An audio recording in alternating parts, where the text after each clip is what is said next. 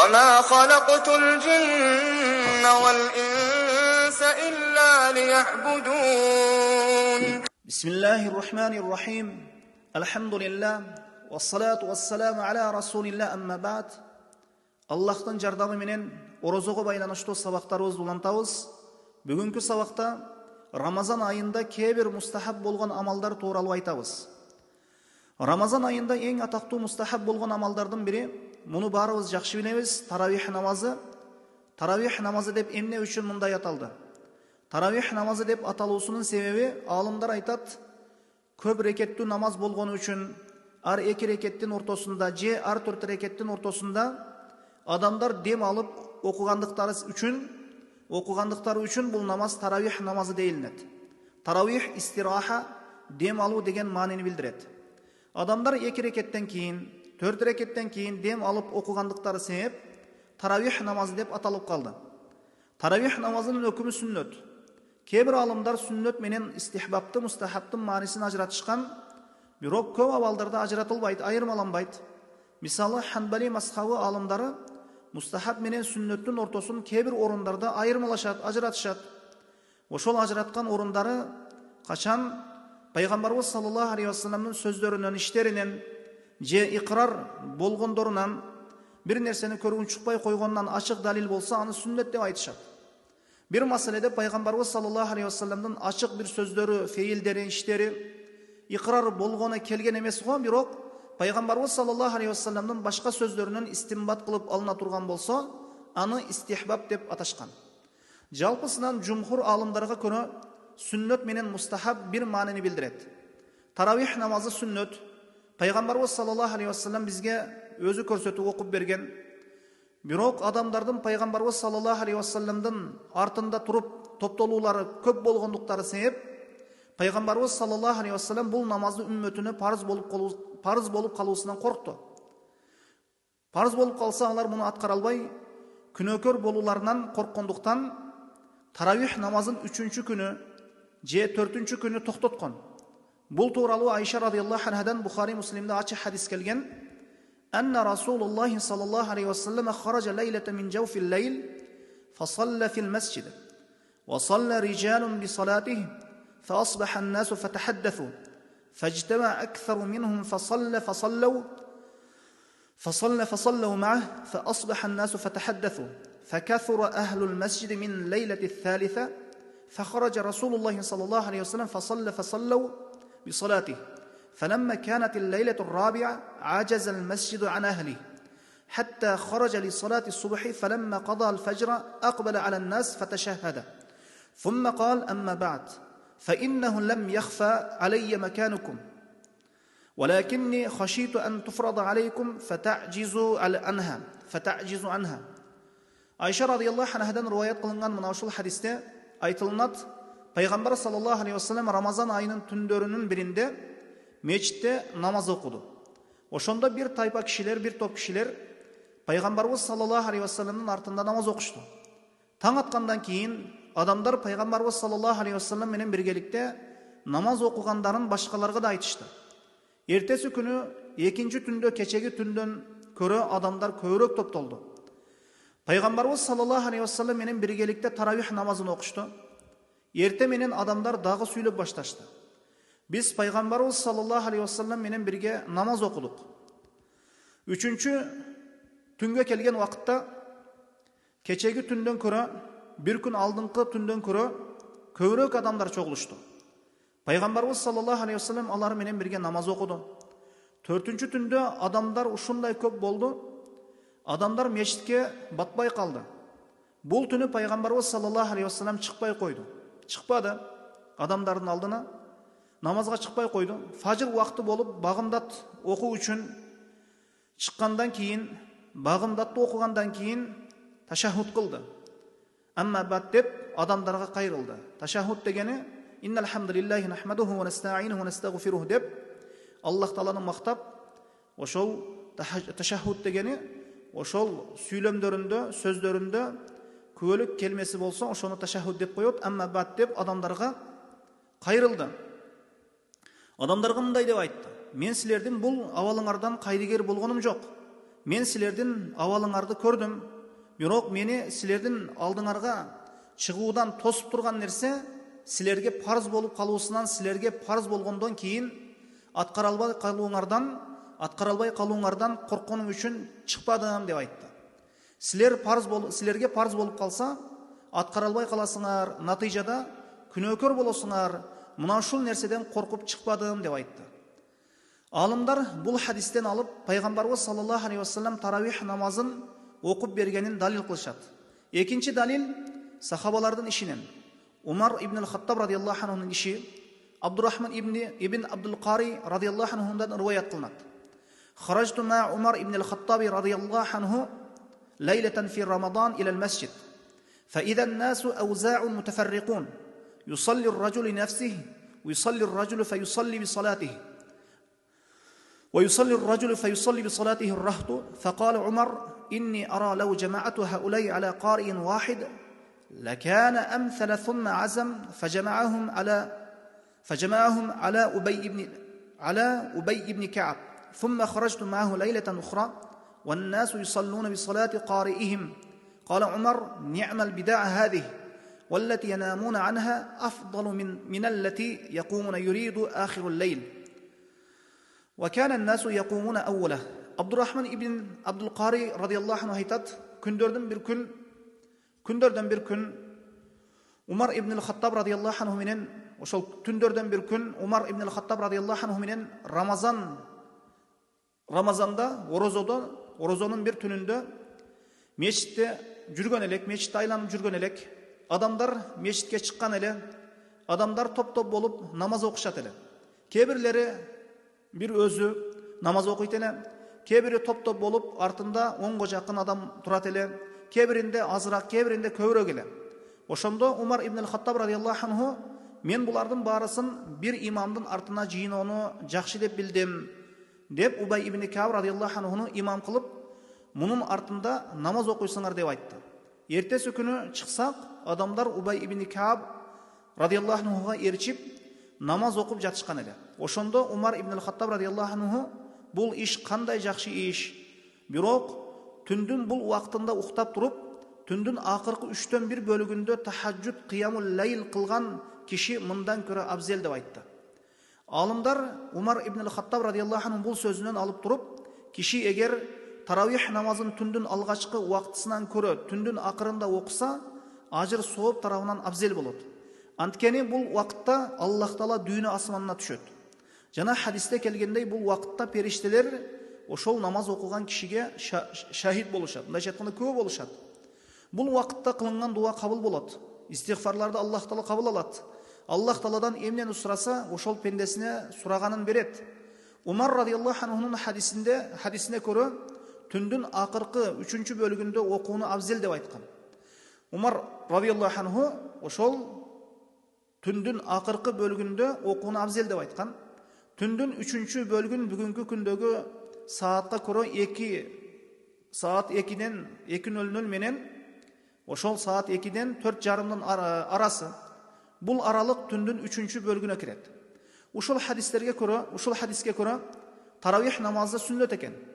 Пайгамбарыбыз саллаллаху алейхи вассаламдан, Умар ибн ал-Хаттаб радиаллаху анхудан жана башка сахабалардан ачык далил болгон үчүн таравих намазын кайсыл жерде окуу абзел болот?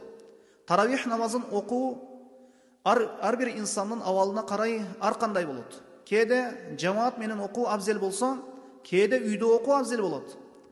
Алымдар айтат, бул инсандын хушусуна, ихласына, Аллахка болгон курбатына, жакындыгына карай ар кандай абалда болот.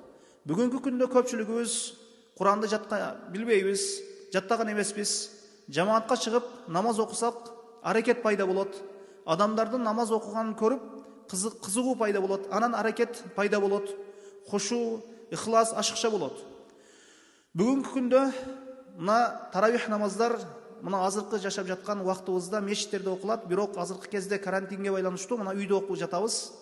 Таравих намазыны бир адам имам менен окугандан көрө өзүнчө окуса, хушу, ихласы көбөйсө, Куранды жат алган болсо, анда үйүндө окуса абзел болот.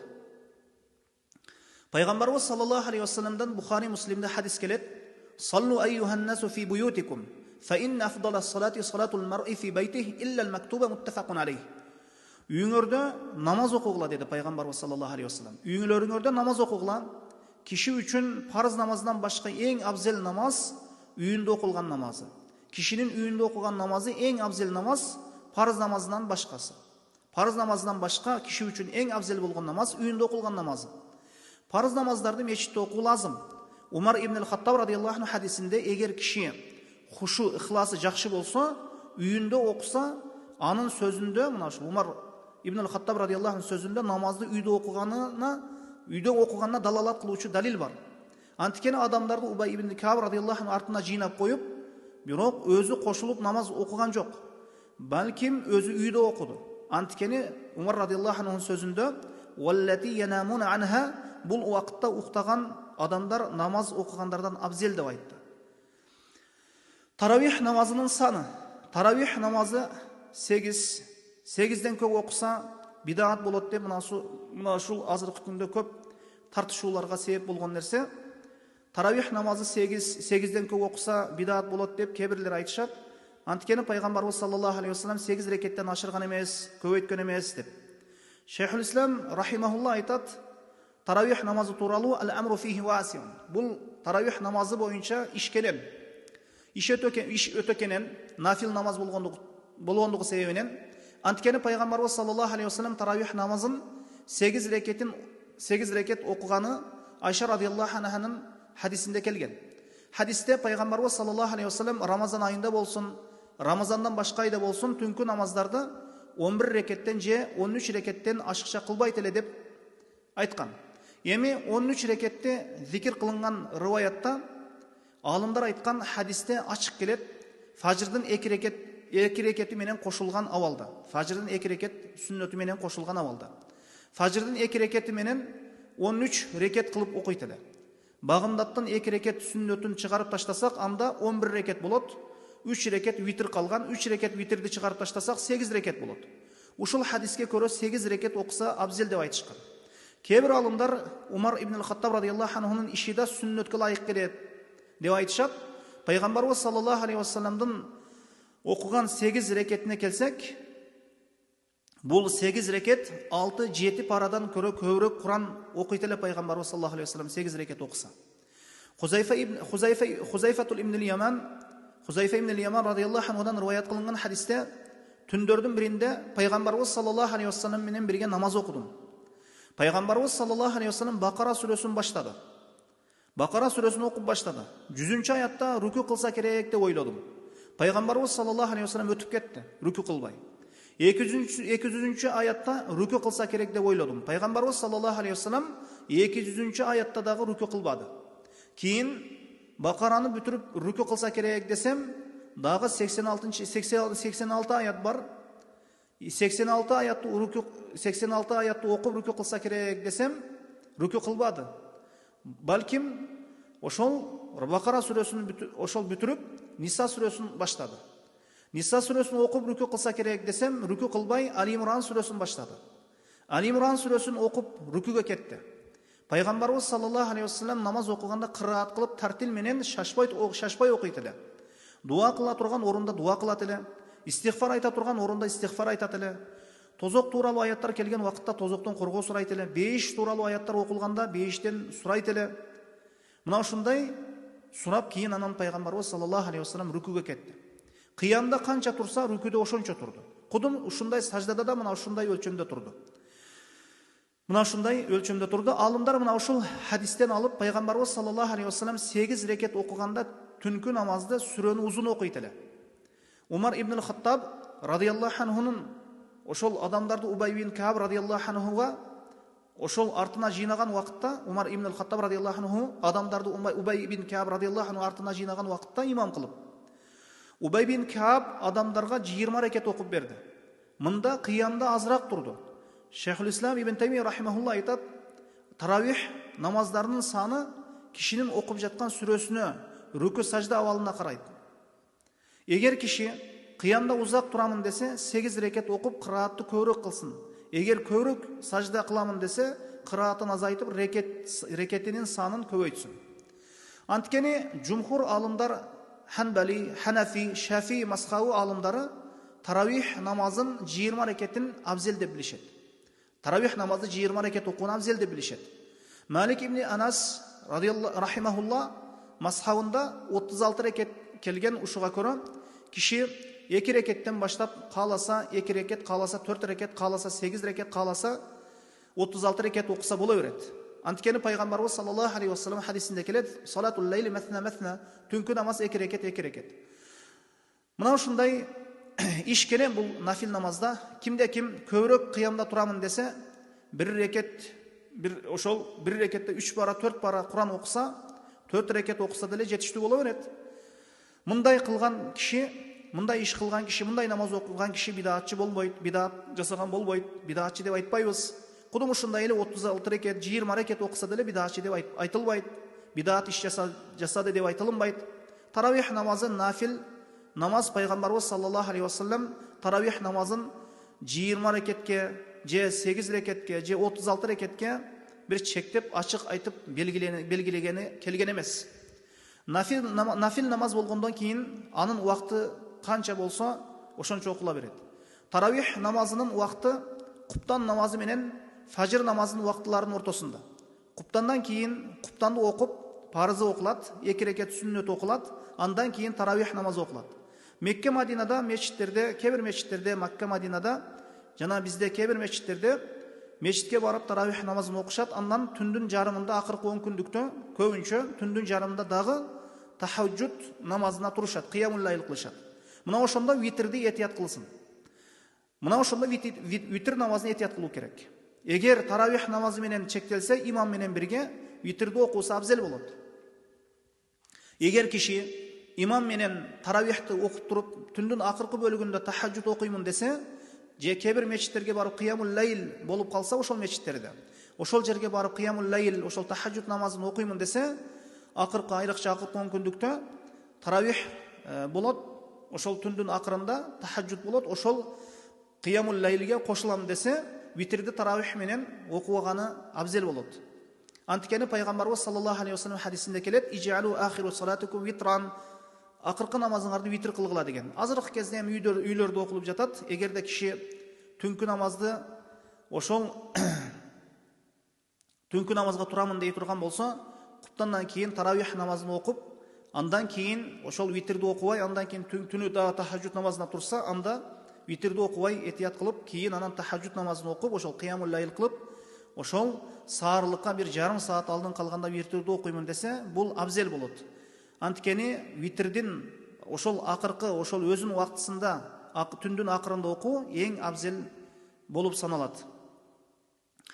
Эми кебирлер сурайт, дагы кебирлер сурайт: Куранды жат алган эмеспиз, мусхафка карап, ошол Куранга карап окуса болобу? Кебирлер Куранга карап окуса намазы батыл болот, намазы болбойт, макрух болот дешет. Бул заиф сөз. Анткени буга ачык далил келген эмес. Сахабалардан далил бул иштин дурус экенине, мусхафка карап Куран окуса болору тууралуу. Айша радиаллаху анханын гуламы Закван мусхафка карап намаз окуп берет эле. Анас ибн Малик радиаллаху анханын гуламы, азат кылган кулу мауласы мусхафка карап, ошол Куранга карап намаз окуйт эле. Нафил намаздарды Куранга карап туруп окуса боло берет дешет. Имамдагы, маъмум деген имамга ошол эрчиген, айырмасы жок.